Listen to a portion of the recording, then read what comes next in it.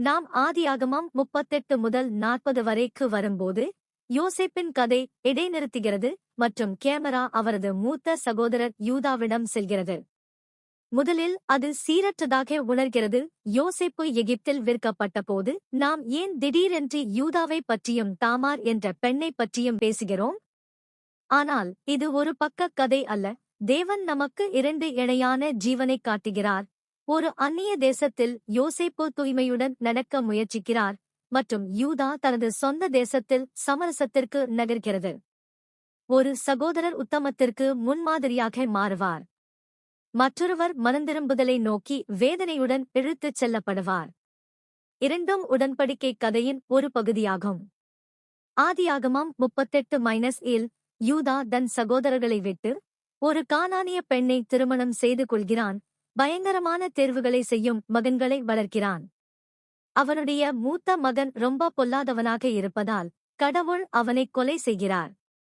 இரண்டாவது தனது பொறுப்பை துஷ்பிரயோகம் செய்கிறான், மேலும் கடவுளின் நியாயத்தீர்ப்பின் கீழ் இறந்து விடுகிறான். யூதா தன் மருமகளாகிய தாமாரை அவளிடமிருந்து விலக்கி வைக்கிறான். யூதாவின் பாசாங்குத்தனத்தை அம்பலப்படுத்தும் அதிர்ச்சியூட்டும் ஒரு திட்டத்துடன் தாமார் பதிலளிக்கிறார். அந்த குழப்பத்தில் இருந்து இரட்டையர்கள் பிறக்கிறார்கள். பெரெஸ் மற்றும் ஜெரா மற்றும் பெரெஸ் மூலம் மேசியாவின் வரிசை பின்னர் வரும். ஒரு ஊழலின் நடுவில் தேவன் மீட்பை கட்டுகிறார். ஆதியாகமம் 39 நாங்கள் எகிப்தில் யோசேப்புடன் திரும்பி வந்துள்ளோம். அவன் போத்திபாரின் வீட்டில் அடிமையாக இருக்கிறான், ஆனால் கர்த்தர் அவனோடே இருக்கிறார். யோசேப்பு தொடும் எல்லாமே ஆசீர்வதிக்கப்படுவதால் அவர் நம்பிக்கைக்குரிய நிலைக்கு உயர்கிறார். பின்னர் எல்லா வேதத்திலும் மிகவும் தீவிரமான சோதனைகளில் ஒன்று வருகிறது. போத்திபாரின் மனைவி அவரை கவர்ந்தெழுக்க நாளுக்கு நாள் முயற்சி செய்கிறாள். யோசேப்பு மறுக்கிறார். அது தன் எஜமானை காட்டிக் கொடுக்கும் என்பதால் மட்டுமல்ல, அது பெரிய துன்மார்க்கமும் கடவுளுக்கு விரோதமாய் பாவமும் என்பதால்தான். அவன் பாவத்திலிருந்து ஓடி ஒரு பொய்யின் காரணமாக சிறையில் அடைகிறான். இன்னும் கடவுள் அவருடன் இருக்கிறார். ஆதியாகமம் 40-7 யோசேப்பு இப்போது சிறையில் இருக்கிறார், ஆனால் அவர் மீண்டும் ஒரு தலைமை பாத்திரத்திற்கு உயர்கிறார். பார்வோனின் 2 அதிகாரிகள், பாத்திரக்காரர் மற்றும் ரொட்டிக்கடைக்காரர் தொந்தரவான கனவுகளைக் காண்கிறார்கள். யோசேப்பு அவற்றை துல்லியமாக விளக்குகிறார், நினைவு கூறப்பட வேண்டும் என்று மட்டுமே கேட்கிறார்.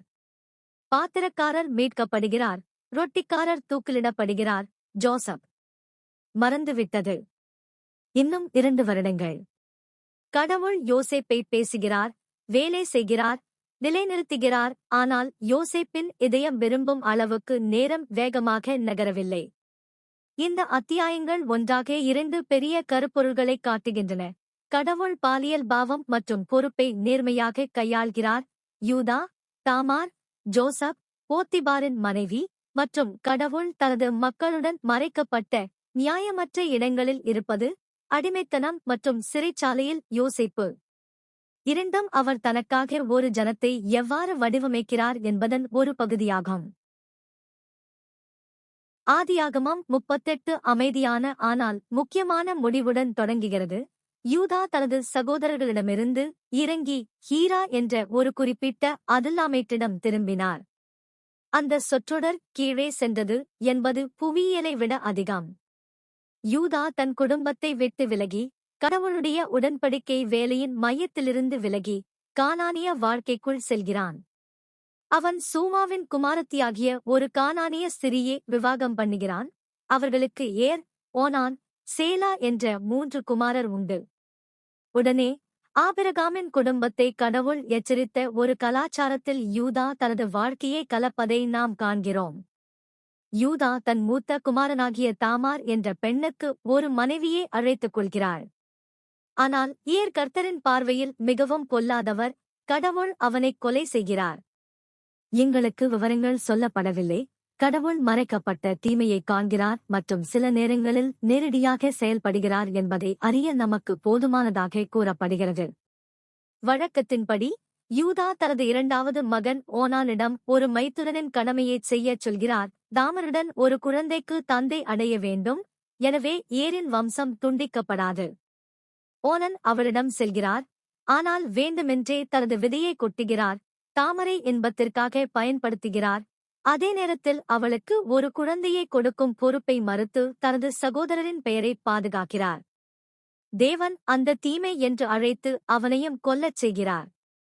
கோட்பாட்டளவில் இந்த பிரிவு பாலியல் பாவம் மற்றும் பொறுப்பை நேரடியாக தாக்குகிறது.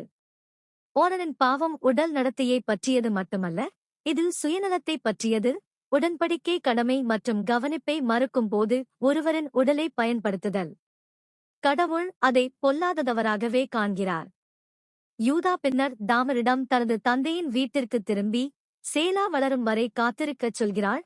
அந்த மூன்றாவது மகனை அவளுக்கு கொடுப்பதாக உறுதியளிக்கிறார். ஆனால் அவரது இதயத்தில் அவள் துரதிர்ஷ்டம் என்று அவர் பயப்படுகிறார், ஒருபோதும் பின்பற்ற விரும்பவில்லை. தாமர் லிம்போவில் விடப்படுகிறார். பெயரில் ஒரு விதவை, உண்மையில் அவளை கவனித்துக் கொள்ளாத ஒரு குடும்பத்துடன் பிணைக்கப்பட்டுள்ளது. நம்மை பொறுத்தவரை மூடிய கதவுகளுக்கு பின்னால் என்ன நடக்கிறது என்பதை தேவன் பார்க்கிறார் என்பதை இந்த பத்தி நமக்கு நினைவூட்டுகிறது. நமது செயல்கள் மட்டுமல்ல, நமது நோக்கங்கள். நாம் மக்களை பொருட்களாக நடத்தும்போது, நெருக்கம் மற்றும் குடும்பத்துடன் வரும் பொறுப்புகளை தவிர்க்கும்போது, நாம் அபூரணமாக இல்லை, கடவுள் பரிசுத்தமானதாக கருதும் விஷயங்களை நாம் மிதிக்கிறோம். உடைக்கப்பட்ட வாக்குறுதிகளின் வலியையும் இது காட்டுகிறது. யூதா மத ரீதியில் சரியான வார்த்தைகளை பேசுகிறது, ஆனால் அவற்றை மதிக்க திட்டமிடவில்லை. எங்கள் நாளில் நாங்கள் வித்தியாசமாக இருக்க அழைக்கப்படுகிறோம். கடவுளின் இதயத்துடன் பொருந்தக்கூடிய பாலியல் நீதி மற்றும் உறவு நேர்மையை தொடர, கலாச்சாரத்தின் குறுக்குவழிகள் அல்ல. காலம் கடந்து செல்கிறது. யூதாவின் மனைவி இறந்து விடுகிறாள். துக்கத்திற்குப் பிறகு தன் தோழி ரீராளோடு சேர்ந்து ஆடுகளை வெட்டுவதற்காக திர்னாவுக்குப் போகிறார். தாமார் அதைக் கேள்விப்படுகிறாள். சேலா வளர்ந்துவிட்டாள் என்றும் யூதா தன் வாக்குறுதியை நிறைவேற்றவில்லை என்றும் அவள் புரிந்து கொள்கிறாள். அவள் சிக்கிக்கொண்டாள். அவளுக்கு கடன்பட்ட எதிர்காலத்தை அவளுக்கு வழங்க மறுக்கும் ஒரு குடும்பத்துடன் பிணைக்கப்பட்டிருக்கிறாள். அந்த அவநம்பிக்கையான சூழ்நிலையில் தாமர் ஒரு திட்டத்தை உருவாக்குகிறார். அது மூலோபாயமாக இருப்பதைப் போலவே அதிர்ச்சியளிக்கிறது. அவள் தன் விதவையின் வஸ்திரங்களைக் கழற்றி தன்னை முக்காடு போட்டுக்கொண்டு யூதா கடந்து செல்வாள் என்று தெரிந்த சாலையோரத்தில் உட்கார்ந்து ஒரு வேசியைப் போல உடை அணிகிறாள். யூதா அவளைப் பார்த்து அவள் யார் என்று தெரியாமல் அவளை முன்மொழிகிறாள். தனக்கு ஊதியம் கிடைக்கும் வரை தாமர் ஒரு அடமானம் கேட்கிறாள். அவர் தனது கையொப்பம், தண்டு மற்றும் ஊழியர்களை அவளுக்கு கொடுக்கிறார். அடிப்படையில் அவரது ஐடி, அவரது பணப்பை மற்றும் கையொப்ப முத்திரையை ஒப்படைப்பது போன்றது. அவர்கள் ஒன்றாக தூங்குகிறார்கள். அவள் கருவுறுகிறாள். பின்னர் அவள் மறைந்து தனது விதவையின் ஆடைகளை மீண்டும் அணிந்து கொள்கிறாள். பிற்பாடு யூதா ஒரு வெள்ளாட்டை பணம் கொடுக்க அனுப்பியபோது அவள் எங்கும் காணப்படவில்லை. அங்கு ஒரு விபச்சாரி கூட இல்லை என்று மக்கள் கூறுகிறார்கள். யூதா அதை கைவிடுகிறார். பொதுமக்கள் சங்கடத்தை விரும்பவில்லை. 3 மாதங்களுக்குப் பிறகு வார்த்தை மீண்டும் வருகிறது. தாமர் விபச்சாரம் மூலம் கர்ப்பமாக இருக்கிறார். யூதா சுயநீதியுடன் வெடிக்கிறார். அவளை வெளியே கொண்டு வாருங்கள். அவள் எரிக்கப்பட்டும் அவள் வெளியே கொண்டு வரப்பட்டபோது தாமார் யூதாவுக்கு ஒரு வார்த்தையை அனுப்புகிறாள். இந்த பொருட்களை வைத்திருக்கும் மனிதனால் அவள் கர்ப்பமாக இருக்கிறாள். அவள் கையொப்பம், தண்டு மற்றும் ஊழியர்களை வழங்குகிறாள். யூதா அம்பலப்படுத்தப்படுகிறது. அவர் கூறுகிறார், அவள் என்னைவிட அதிக நீதியுள்ளவள், ஏனெனில் நான் அவளை என் மகன் சேலாவிடம் கொடுக்கவில்லை என்றார். அவன் மீண்டும் அவளுடன் தூங்குவதில்லை. பின்னர் அவள் பெரெஸ் மற்றும் ஜெரா என்ற இரட்டையர்களை பெற்றெடுக்கிறாள். பெரெஸ் ஒரு நாள் தாவீது ராஜா மற்றும் இயேசு கிறிஸ்துவின் குடும்ப வம்சத்தில் இருப்பார். கோட்பாட்டு ரீதியாக இது ஆதியாகமத்தின் மிக அரிதான மனமனும்புதல் தருணங்களில் ஒன்றாகும். யூதா குற்றவாளி, பாலியல் பாவம், கடமையை புறக்கணித்தல், பாசாங்குத்தனம். தாமரின் முறைகள் தவறானவை மற்றும் அவநம்பிக்கையானவை. ஆயினும் கூட யூதாவை எதிர்கொள்ளும்போது அவர் இரட்டிப்பாக்கவோ அல்லது கதையை சுழற்றவோ இல்லை. அவர் உண்மையை ஒப்புக்கொள்கிறார். அவள் என்னைவிட நீதிமான்கள் ஜூட், அவள் செய்த அனைத்தும் நன்றாக இருந்தது என்று அர்த்தமல்ல. இந்த சூழ்நிலையில் யூதாவின் தோல்வி அதிகமாக இருந்தது என்று அர்த்தம். கடவுள் இந்த குழப்பமான, சிக்கலான கதையை பெரெஸ் என்ற குழந்தையை கொண்டுவர பயன்படுத்துகிறார். அதன் மூலம் அவர் பின்னர் மேசியாவை கொண்டு வருவார். நம்மை பொறுத்தவரை கடவுள் ஊழலில் இருந்து மீட்பை கொண்டு வர முடியும் என்பதை இது நமக்கு நினைவூட்டுகிறது. ஆனால் அது பாவத்தை மன்னிக்காது. எந்த கதையும் அவருக்கு மிகவும் சிக்கலாக இல்லை என்று அர்த்தம். யூதாவின் திருப்புமுனை அவன் முழு பொறுப்பையும் எடுத்துக்கொண்டு ஒளிந்து கொள்வதை நிறுத்தும்போது தொடங்குகிறது. நாம் நம் பாவத்தை மறைக்கும் அல்லது மற்றவர்களை குற்றம் சாட்டும் ஒரு பகுதி இருந்தால், ஆதியாகமம் 38 கடவுளுக்கு முன்பாக நமது சொந்த கையொப்பத்தையும் ஊழியர்களையும் பிடித்து, நானே ஒருவன் என்று சொல்ல நம்மை அழைக்கிறது. நான் தவறு செய்தேன். அங்குதான் உண்மையான மாற்றம் தொடங்குகிறது. ஜோசப்பிடம் திரும்பு. ஆதியாகமம் 39 நம்மை எகிப்துக்கு அழைத்துச் செல்கிறது, பார்வோனின் அதிகாரியும் காவலரின் தலைவனுமான போத்திபாரின் வீட்டிற்கு. கைவிடப்பட்டதாக உணர எல்லா காரணங்களுடனும் யோசேப்பு ஒரு அடிமையாக வருகிறார். ஆனால் பைபிள் சொல்லும் முதல் காரியம், கர்த்தர் யோசேப்புடன் இருந்தார். அதுதான் அதைத் தொடர்ந்து வரும் எல்லாவற்றிற்கும் திறவுகோல். தேவன் அவரோடு இருப்பதால் யோசேப்பு செழிப்படைகிறார். அவர் செய்யும் அனைத்தும் வெற்றி பெறுகிறது. போத்திபார் கவனிக்கிறார். யோசேப்பு செய்யும் எல்லாவற்றையும் கர்த்தர் செழிக்கச் செய்கிறார் என்பதை அவர் காண்கிறார். அதனால் அவர் அவரை பதவி உயர்வு அளித்து அவருடைய முழு வீட்டிற்கும் பொறுப்பாளராக அமர்த்துகிறார். போத்திபார் யோசேப்பை அவ்வளவு முழுமையாக நம்புகிறான். அதனால்தான் உண்ணும் உணவைத் தவிர வேறு எதை பற்றியும் அவன் கவலைப்படுவதில்லை. வரலாற்று ரீதியாக இது மிகப்பெரியது. பூமியில் மிகவும் சக்தி வாய்ந்த நாடுகளில் ஒன்றில் நிர்வாகம், பொறுப்பு, தலைமை ஆகியவற்றைப் பற்றி யோசேப்பு பயிற்சி பெற்று வருகிறார்.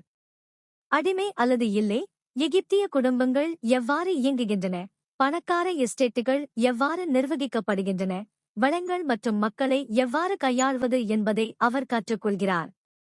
கடவுள் அவரை இன்னும் உயர்ந்த பாத்திரங்களுக்கு நகர்த்தும்போது இவை அனைத்தும் பின்னர் முக்கியமானதாக இருக்கும். கோட்பாட்டு ரீதியாக கடவுளின் பிரசன்னம் நியாயமற்ற நிலைகளில் கூட நம்மை பலனளிக்க முடியும் என்பதை இந்த பத்தி நமக்கு காட்டுகிறது. யோசேப்பு அடிமைத்தனத்தை தேர்ந்தெடுக்கவில்லை. அவர் அதற்கு தகுதியற்றவர். ஆனால் விட்டுவிடுவதற்கு பதிலாக அவர் இருக்கும் இடத்திலேயே உண்மையுடன் சேவை செய்கிறார். கர்த்தர் அவருடன் இருந்தார் என்பது எல்லாம் எளிதாக உணர்கிறது என்று அர்த்தமல்ல. அதாவது கடவுளின் தயவு அவருடைய கிரியையில் தங்கியுள்ளது. இந்த எபிரேய அடிமையின் மூலம் இயற்கைக்கு அப்பாற்பட்ட ஏதோ ஒன்று நடக்கிறது என்பதை போத்திபார் என்ற புறமதத்தினரால் பார்க்க முடிகிறது. எங்களைப் பொறுத்தவரை போத்திபாரின் வீட்டில் யோசேப்பு இன்று நமது பணியிடங்களிலும் அந்நிய சூழல்களிலும் பேசுகிறார். உங்கள் கனவு அல்லாத ஒரு வேளையில் நீங்கள் சிக்கிக் கொண்டதாக உணரலாம், அல்லது உங்கள் விசுவாசத்தை பகிர்ந்து கொள்ளாத நபர்களின் கீழ் சேவை செய்யலாம். ஆதியாகமம் 39 கடவுள் இன்னும் உங்களுடன் இருக்க முடியும் என்று கூறுகிறது.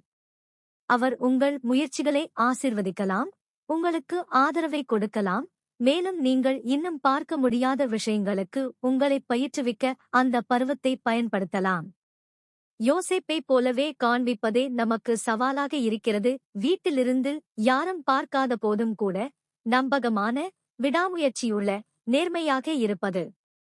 எகிப்தில் யோசேப்புடன் இருந்த கர்த்தர் உங்கள் அலுவலகத்தில், உங்கள் வண்டியில், உங்கள் கடையில், உங்கள் வகுப்பறையில் உங்களுடன் இருக்க முடியும். அவர் உங்களை இழக்கவில்லை. பின்பு யோசேப்பின் வாழ்க்கையின் மிக தீவிரமான சோதனைகளில் ஒன்று வருகிறது. யோசேப்பு நல்ல மனிதர், நல்ல தயவு பெற்றவர் என்று பைபிள் சொல்கிறது. அவர் அழகானவராகவும் திறமையுள்ளவராகவும் இருந்தார். போத்திபாரின் மனைவி அதை கவனிக்கிறாள். ஒவ்வொரு நாளும் அவள் அவனை கவர்ந்தெழுக்க முயற்சிக்கிறாள். என்னுடன் போய் சொல். ஜோசப் மறைக்கிறார். தனது எஜமானர் வீட்டில் உள்ள எல்லாவற்றையும் நம்புகிறார் என்றும், அவளைத் தவிர வேறு எதையும் அவரிடமிருந்து மறைக்கவில்லை என்றும், அவள் அவரது மனைவி என்றும் அவர் விளக்குகிறார். பின்பு அவர் தம்முடைய இருதயத்தைக் காட்டும் ஒரு வரியை சொல்கிறார். அப்படியானால் நான் எப்படி இந்த பெரிய துன்மார்க்கத்தைச் செய்து கடவுளுக்கு விரோதமாய் பாவம் செய்ய முடியும்? யோசேப்பு இதை வெறுமனே ஒரு தவறு அல்ல என்று பார்க்கிறார். அது கடவுளுக்கு எதிரான பாவமாகும். அவள் கைவிடவில்லை. அவள் நாளுக்கு நாள் அவனிடம் பேசுகிறாள். ஆனால் அவன் கேட்க மறுக்கிறான். அவளுடன் பொய் சொல்ல மாட்டான், அவளுடன் கூட இருக்க மாட்டான். பின்னர் ஒரு நாள் வீடு காலியாக இருக்கும்போது அவள் அவரது ஆடையை பிடித்து மீண்டும் கேட்கிறாள். யோசேப்பு தன் வஸ்திரத்தை அவள் கையில் விட்டுவிட்டு ஓடுகிறான். அவர் பேச்சுவார்த்தை நடத்த அங்கு நிற்கவில்லை. அவர் விளிம்பில் ஊர் சுற்றுவதில்லை. அவன் தப்பி ஓடுகிறான். கோட்பாட்டு ரீதியாக பாலியல் சோதனையை எவ்வாறு கையாள்வது என்பதற்கான ஒரு மாதிரி இது. யோசேப்பு அப்பாவி அல்ல, என்ன நடக்கிறது என்பது அவருக்கு தெரியும். ஆனால் அவர் ஏற்கனவே 2 விஷயங்களைப் பற்றி மனதில் வைத்திருக்கிறார். தம்முடைய பூமிக்குரிய எஜமானருக்கு அவர் காட்டிய உண்மை பற்றுறுதி, கடவுளுக்கு அவர் காட்டிய உண்மை பற்றுறுதி. அந்த உள்முடிவு ஒரு முறை அல்ல, மீண்டும் மீண்டும் வேண்டாம் என்று சொல்ல அவருக்கு வலிமையே தருகிறது. உடல் ரீதியாக அழுத்தம் அதிகரிக்கும் போது அவர் உண்மையில் ஓடுகிறார். புதிய ஏற்பாடு பின்னர் இதை எதிரொலிக்கும். வேசித்தனத்திலிருந்து தப்பி ஓடுங்கள் ஷூட். யோசேப்பு பல நூற்றாண்டுகளுக்கு முன்பே அந்த நியமத்தை வாழ்ந்து வருகிறார். எங்களைப் பொறுத்தவரை இந்த காட்சி நம் உலகில் நேரடியாக பேசுகிறது. அங்கு பாலியல் அழுத்தம் எல்லா இடங்களிலும் உள்ளது. திரைகளில், உரையாடல்களில், இரகசிய செய்திகளில். தூய்மை தற்செயலானது அல்ல என்பதை யோசேப்பு நமக்கு நினைவூட்டுகிறார். என்னால் இதைச் செய்து கடவுளோடு நேர்மையாக இருக்க முடியாது என்ற உறுதியான நம்பிக்கையிலிருந்து இது வருகிறது. இது நடைமுறை தேர்வுகளுடன் வருகிறது. சில சூழ்நிலைகளில் தனியாக இருக்கக்கூடாது, உரையாடல்களை நிறுத்துவது, வெப்பமடையும் சூழல்களில் இருந்து விலகிச் செல்வது. சில நேரங்களில் நீங்கள் செய்யக்கூடிய பரிசுத்தமான விஷயம் யோசேப்பு என்ன செய்தார் என்பதுதான். உங்கள் கோட், உங்கள் பெருமை, உங்கள் உருவம், உங்கள் ஆறுதல், கைவிட்டு ஓடுங்கள். கடந்த காலத்தில் நாம் பாலியல் ரீதியாக தோல்வியடைந்திருந்தால், ஜோசப்பின் உதாரணம் நம்மை அவமானப்படுத்த இங்கே இல்லை, ஆனால் நம்மை உயர்ந்த என்று அழைக்க, கடவுள் நம்மை மன்னிக்கவும், சுத்திகரித்து, வித்தியாசமாக வாழ பலப்படுத்தவும் முடியும். அந்நிய, தேவபக்தியற்ற கலாச்சாரத்தில் கூட, நம் உடலாலும் நமது தேர்வுகளாலும் கடவுளை மகிமைப்படுத்துவது சாத்தியம் என்று யோசேப்பு காட்டுகிறார். போத்திபாரின் மனைவி யோசேப்பின் வஸ்திரத்தை ஏந்தி கதையை புரட்டுகிறாள். அவள் வீட்டை அழைத்து ஜோசப் தன்னை தாக்க முயற்சித்ததாக குற்றம் சாட்டுகிறாள். அவள் அலறினாள். அவன் ஓடிவிட்டான். அவள் கணவன் வீட்டுக்கு வரும் வரை அந்த ஆடையை ஆதாரமாக வைத்திருக்கிறாள். பின்னர் அவள் அதே திரிக்கப்பட்ட கதையைச் சொல்கிறாள். போத்திபார் கோபத்தில் எரிந்து யோசேப்பை ராஜாவின் கைதிகள் கட்டப்பட்டிருக்கும் சிறைச்சாலைக்குள் தள்ளுகிறார். வெளியில் பார்த்தால் யோசேப்பின் உத்தமம் அவருடைய வாழ்க்கையை அழித்துவிட்டது போல தெரிகிறது. அவர் பாவம் வேண்டாம் என்று சொல்லி சங்கிலிகளில் அடைக்கப்பட்டார். ஆனால் வேதாகமம் உடனடியாக மறுபடியும் கூறுகிறது, கர்த்தர் யோசேப்புடன் இருந்தார். ஷூட். சிறைச்சாலையில் போத்திபாரின் வீட்டைப் போலவே கடவுள் அவருக்கு இரக்கம் காட்டுகிறார். சிறைச்சாலையின் காவலரிடம் அவருக்கு தயவு காட்டுகிறார். எல்லா கைதிகளுக்கும் யோசேப்பு பொறுப்பாக இருக்கிறார். அவர்கள் அங்கே என்ன செய்தாலும் யோசேப்புதான் அதை மேற்பார்வை செய்கிறார். சிறைச்சாலையின் காவலர் யோசேப்பின் கையின் கீழ் எதையும் பற்றி கவலைப்படுவதில்லை. ஏனென்றால் கர்த்தர் அவருடன் இருந்தார்.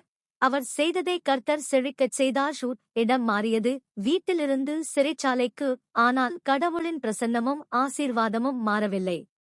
கோட்பாட்டளவில் சரியானதைச் செய்வது எப்போதும் உடனடி பூமிக்குரிய வெகுமதிகளைக் கொண்டுவராது என்று இந்த பகுதி கற்பிக்கிறது.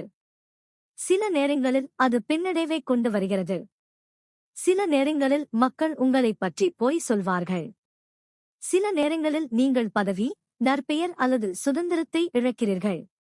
ஆனால் கடவுளுடைய தயவு சூழ்நிலைகளை விட ஆழமானது என்பதையும் அது கற்பிக்கிறது. தண்டனையைப் போல உணரும் இடங்களிலும் கூட அவர் நம்மை பலனளிக்க முடியும்.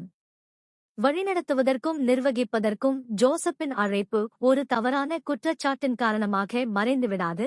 இது ஒரு சிறை சூழலுக்கு மாறுகிறது. கடவுள் இன்னும் அவருக்கு பயிற்சி அளித்து வருகிறார். நம்மைப் பொறுத்தவரை இது சரியானதைச் செய்வதற்காக நாம் கஷ்டப்படும் பருவங்களை பேசுகிறது. ஒருவேளை நீங்கள் வேலையில் நிழலான ஒன்றில் சேர மறுத்து ஓரங்கட்டப்பட்டிருக்கலாம். ஒருவேளை நீங்கள் உண்மையைச் சொன்னீர்கள், அது உங்களுக்கு உறவுகளை செலவழித்திருக்கலாம். ஒருவேளை நீங்கள் பாவத்திலிருந்து விலகி தனிமையில் முடிவடைந்திருக்கலாம். ஆதியாகமம் 39 கடவுள் அதைக் காண்கிறார் என்று கூறுகிறது. வீழ்ச்சியில் உங்களுடன் எப்படி இருக்க வேண்டும் என்பது அவருக்குத் தெரியும். அவர் அதை உடனடியாக சரிசெய்யாமல் இருக்கலாம், ஆனால் அவர் உங்களுக்கு தயவையும் சிறிய திறந்த கதவுகளையும் நீங்கள் காத்திருக்கும் போது அவருடைய அருகாமையின் உணர்வையும் கொடுக்க முடியும். நமக்கு கேள்வி என்னவென்றால், நாம் இன்னும் உண்மையுள்ள நிர்வாகிகளாக இருப்போமா? சிறை பருவங்களில் கூட, அல்லது வெகுமதி உடனடியாக இல்லாத போது கடவுளை விட்டுவிடுவோமா? ஆதியாகமம் 40-7 நேரம் கடந்துவிட்டது. ஜோசப் இப்போது சிறைச்சாலையில் அமைந்துள்ளார். மேலும் 2 முக்கியமான கைதிகள் வருகிறார்கள்: பார்வோனின் தலைமை பட்லர், பாத்திரம் சுமப்பவர், மற்றும் தலைமை பேக்கர். அவர்கள் தங்கள் எஜமானை புண்படுத்தி யோசேப்பு இருக்கும் அதே வார்டில் வைக்கப்படுகிறார்கள். காவலாளியின் கேப்டன் அவர்களுக்கு சேவை செய்ய யோசேப்பை நியமிக்கிறார். ஒரு இரவு இருவருக்கும் கனவுகள் உள்ளன, ஒவ்வொன்றும் அதன் சொந்த அர்த்தத்துடன். கனவுகள் அவர்களை உலுக்குகின்றன. காலையில் யோசேப்பு அவர்களிடம் வந்து அவர்கள் சோகமாக இருப்பதைக் காண்கிறார். அவர் தனது சொந்த துன்பத்தில் கவனம் செலுத்தியிருக்கலாம், ஆனால் அவர் அவர்களை கவனிக்கிறார். அவர் கேட்கிறார், இன்று ஏன் இவ்வளவு சோகமாக பார்க்கிறீர்கள்? அவர்கள் ஒரு கனவு கண்டதாகவும் மொழிபெயர்ப்பாளர் இல்லை என்றும் அவர்கள் விளக்குகிறார்கள். யோசேப்பின் பதில் எளிமையானது மற்றும் சக்தி வாய்ந்தது. விளக்கங்கள் கடவுளுக்கு சொந்தமானவை அல்லவா? அவர்களிடம் சொல்லுங்கள், நான் உங்களிடம் பிரார்த்தனை செய்கிறேன். சிறையில் இருந்தாலும் யோசேப்பின் விசுவாசம் உயிரோடு இருக்கிறது. கடவுள் பேசுகிறார் மற்றும் புரிதல் கொடுக்க முடியும் என்று அவர் இன்னும் நம்புகிறார். அவர் தனது சொந்த சிறப்பு அதிகாரங்களை கோரவில்லை, அவர் நேராக கடவுளை சுட்டிக்காட்டி பின்னர் கேட்க முன் வருகிறார். கோட்பாட்டு ரீதியாக இந்த தருணம் ஜோசப் தனது சொந்தத்தில் இருக்கும்போது மற்றவர்களின் வலியுடன் உண்மையாக இருப்பதைக் காட்டுகிறது. அவர் இன்னும் விசாரணையில் இருந்து வெளியே வரவில்லை. அவர் இன்னும் அநியாயமாக சிறையில் அடைக்கப்பட்டுள்ளார், இன்னும் வீட்டிலிருந்து வெகு தொலைவில் தனது சொந்த கதையை அர்த்தப்படுத்துவதற்காக இன்னும் காத்திருக்கிறார். ஆனால் அவர் சேவை செய்யவும், கவனிக்கவும், கேள்விகளைக் கேட்கவும், வேறொருவரின் குழப்பத்திற்குள் கடவுளை அழைக்கவும் தேர்வு செய்கிறார். இது உண்மையான ஆவிக்குரிய முதிர்ச்சியின் அடையாளம். நம் சொந்த வாழ்க்கை தீர்க்கப்படும் வரை மற்றவர்களுக்கு உதவ நாம் அடிக்கடி காத்திருக்கிறோம். ஜோசப் இல்லை. எங்களைப் பொறுத்தவரை ஆதியாகமம் 40 நாம் எந்த சிறையில் இருக்கிறோம் என்பதைச் சுற்றி பார்க்க அழைக்கிறது. எந்த கடினமான பருவத்திலும் எனக்கு அருகில் வேறு யார் காயப்படுத்துகிறார்கள்?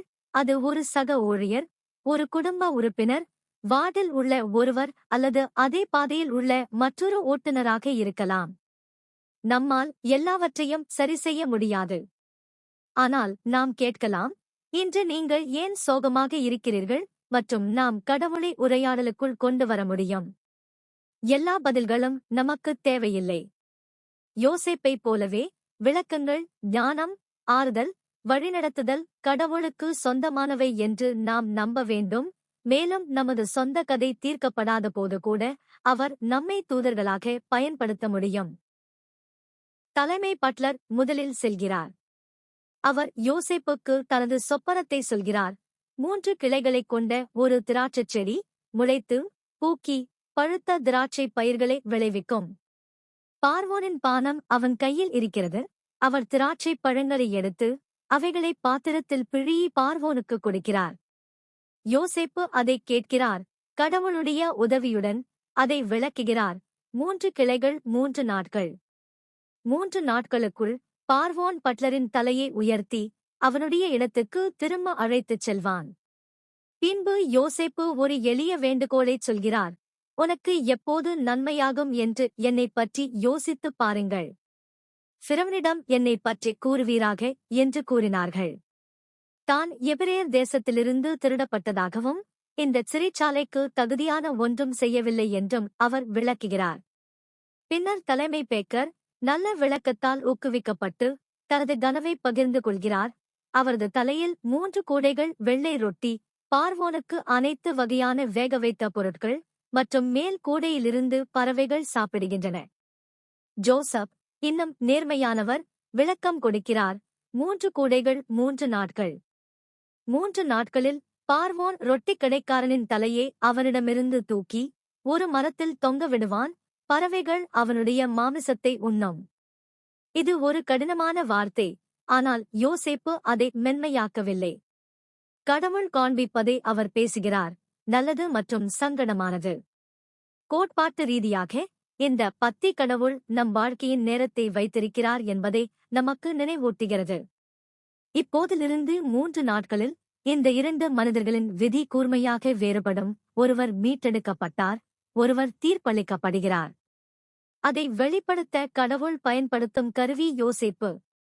கடவுளுக்காக நாம் பேசும்போது முகஸ்துதி அல்ல, உண்மையுள்ள நிலைக்கு அழைக்கப்படுகிறோம் என்பதையும் இது காட்டுகிறது. நம்மைப் போல ஆட்களை உருவாக்க அவருடைய செய்தியை நாம் திரிக்கவில்லை. எங்களைப் பொறுத்தவரை பட்லர் மற்றும் பேக்கரின் கனவுகள் வாழ்க்கை எவ்வளவு பலவீனமான மற்றும் கணிக்க முடியாத வாழ்க்கையை உணர முடியும் என்பதை சித்தரிக்கின்றன. பதவி உயர்வு மற்றும் இழப்பு திடீரென வரலாம். சில நாட்களில் விஷயங்கள் மாறும். அதனால்தான் கடிகாரத்தை யார் வைத்திருக்கிறார்கள் என்பது முக்கியம். ஆதியாகமம் 40 ஒவ்வொரு பருவத்திலும் எத்தனை நாட்கள் உள்ளன என்பதை சரியாகத் தெரிந்த ஒரு கடவுளிடம் நம்மை சுட்டிக்காட்டுகிறது, நாம் செய்யாவிட்டாலும் கூட. நமது வேலை விளைவுகளை கட்டுப்படுத்துவது அல்ல, ஆனால் அவரிடம் நெருக்கமாக இருப்பது. அவர் நமக்கு சொல்ல அல்லது செய்ய ஏதாவது கொடுக்கும்போது ஆறுதலாக அல்லது சவாலானது நாம் கீழ்ப்படுகிறோம். யோசேப்பு சொன்னபடியே எல்லாம் நடக்கிறது. 3ஆம் நாளில் பார்வோன் தன் பிறந்த நாளைக் கொண்டாடி தலைமை பட்லருக்கும் தலைமை ரொட்டிக் கடைக்காரனுமான தலைகளை உயர்த்துகிறான். அவர் பட்லரை தனது அலுவலகத்திற்கு திரும்ப வைக்கிறார். பட்லர் பார்வோனுக்கு மீண்டும் கோப்பையை கொடுக்கிறார். யோசேப்பு விளக்கியபடியே ரொட்டிக்காரனை தூக்கிலிடுகிறார். ஜோசப் உண்மையில் கடவுளிடமிருந்து கேட்கிறார் என்பதை நிரூபிக்கும் ஒரு தருணம் இது. அவரது பரிசு உண்மையானது. அவரது விளக்கம் துல்லியமானது. இது திருப்புமுனையாக இருக்கலாம். இது சிறையில் இருந்து வெளியேறும் கதவாக இருக்கலாம். ஆனால் அத்தியாயம் ஒரு அமைதியான, வேதனையான வாக்கியத்துடன் முடிவடைகிறது. ஆனாலும் தலைமை பட்லர் யோசேப்பை நினைவுகூரவில்லை. ஆனால் அவரை மறந்துவிட்டார். ஷூட் யாருடைய உயிர் காப்பாற்றப்பட்டது, அதன் எதிர்காலம் திரும்பக் கொடுக்கப்பட்டது. சுதந்திரத்திற்கு வெளியே சென்று ஜோசப்பை இருட்டில் விட்டுவிடுகிறான். நாட்கள் வாரங்களாகவும் வாரங்கள் மாதங்களாகவும் மாறும். எந்த தவறும் செய்யாத ஜோசப் சிறையில் அடைக்கப்பட்டிருக்கிறார். ஒரு மனித கண்ணோட்டத்தில் இது ஒரு கொடூரமான தாமதம் போல் உணர்கிறது. கடவுளின் பார்வையில் இது துல்லியமான நேரம். பார்வோனின் கனவு யோசேப்பு மட்டுமே விளக்கக்கூடியது. இன்னும் 2 ஆண்டுகள் உள்ளன. அந்த தருணம் வரும்போது யோசேப்பு சரியான இடத்தில் இருக்க வேண்டும். கோட்பாட்டளவில் மக்கள் மறக்க முடியும், ஆனால் கடவுள் மறக்கவில்லை என்பதை இது நமக்கு நினைவூட்டுகிறது. பட்லரின் நினைவாற்றல் தோல்வியடைகிறது. கடவுளின் நினைவு ஒருபோதும் இல்லை. யோசேப்பின் வேண்டுகோள்களை கேட்டார். யோசேப்பின் உண்மையை அவர் கவனித்தார். அவர் இன்னும் கதை எழுதிக் கொண்டிருக்கிறார். யோசேப்பு நீண்ட காலம் சிறையில் இருக்கிறார் என்பது கடவுள் அவரை புறக்கணித்தார் என்பதற்கான அறிகுறி அல்ல. ஜோசப் பார்க்க முடிந்ததை விட ஒரு பெரிய பலகையில் துண்டுகள் நகர்கின்றன என்பதற்கான அறிகுறி இது. எங்களைப் பொறுத்தவரை நமது விசுவாசத்தின் நிறைய இடம் இதுதான். இன்னும் இல்லை. நினைவில் கொள்ளுங்கள், பரவுங்கள். ஒருவேளை யாராவது உதவுவதாக உறுதியளித்திருக்கலாம், ஆனால் செய்யவில்லை. ஒருவேளை கடவுள் திறந்தார் என்று நீங்கள் நினைத்த ஒரு கதவு மூடப்பட்டிருக்கலாம். ஒருவேளை நீங்கள் சரியானதைச் செய்திருக்கலாம், சரியான வார்த்தையை பேசியிருக்கலாம், எதுவும் மாறுவதாக தெரியவில்லை. ஆதியாகமம் 40 பாத்திரம் சுமப்பவர்களில் நமது நம்பிக்கையை நங்கூரமிட அழைக்கிறது. மனித இணைப்புகள், மனித வாக்குறுதிகள், ஆனால் கடவுளின் தன்மை. அவர் மறந்துவிட்டதால் தாமதிக்கவில்லை. அவர் தாமதிக்கிறார், ஏனென்றால் அவர் பெரிய ஒன்றை சீரமைக்கிறார். அது காத்திருப்பை எளிதாக்காது. ஆனால் காத்திருப்பு அர்த்தமற்றது அல்ல என்று அர்த்தம். யோசேப்பைப் போலவே நாமும் தொடர்ந்து சேவை செய்யலாம், கடவுளுக்கு செவி கொடுக்கலாம், நம் இருதயங்களை ஆயத்தமாக வைத்திருக்கலாம்.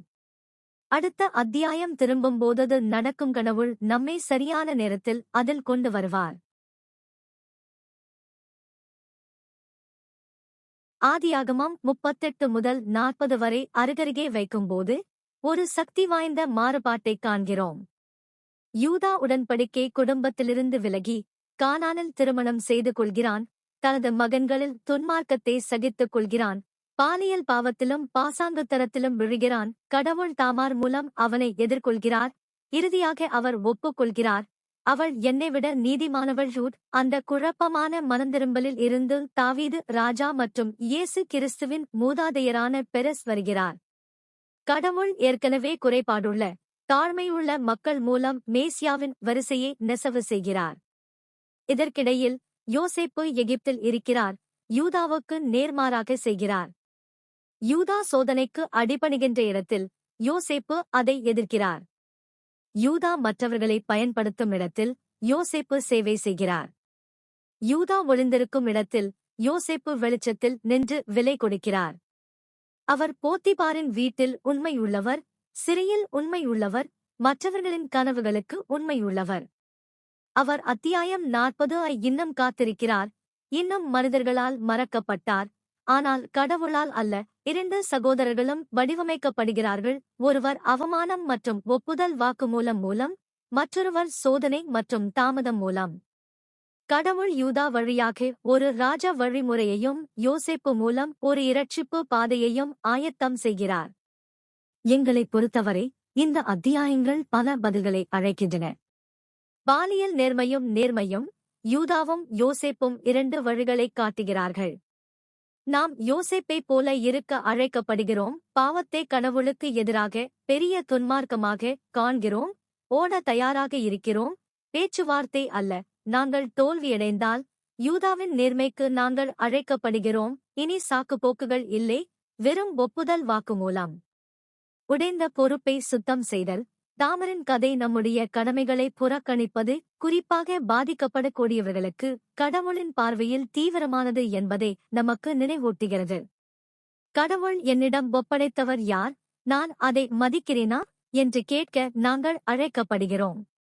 மறைமுக இடங்களில் விசுவாசம், வேலைகளிலும் சிறைச்சாலைகளிலும் நீண்ட காத்திருப்புகளிலும் கடவுள் நம்முடன் இருக்க முடியும் என்பதை யோசேப்பு காட்டுகிறார்.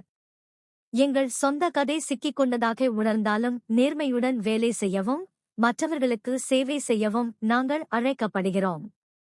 மனித நினைவகத்தின் மீது கடவுளின் நேரத்தை நம்புதல்.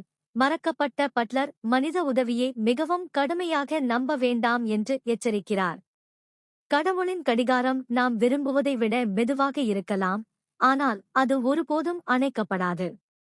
எல்லாவற்றிற்கும் மேலாக ஆதியாகமம் 38 முதல் 40 வரை நம்மை இயேசுவிடம் முன்னோக்கி சுட்டிக்காட்டுகிறது. சோதனையை மறுத்து பொய்யான குற்றச்சாட்டுகளைத் தாங்கி அவருக்கு விரோதமாக பாவம் செய்த நம்முடைய சகோதரர்களை இரட்சித்த இறுதி நீதிமான். நமது சொந்த யூதா தருணங்கள் மற்றும் யோசேப்பு பருவங்களில் நாம் நடந்து செல்லும்போது நாம் ஒட்டிக் கொண்டிருக்கும் ஒருவர் அவர்தான். நமது குழப்பத்தை மீட்கவும் நமது காத்திருப்பு விஷயத்தை உருவாக்கவும் முடியும்.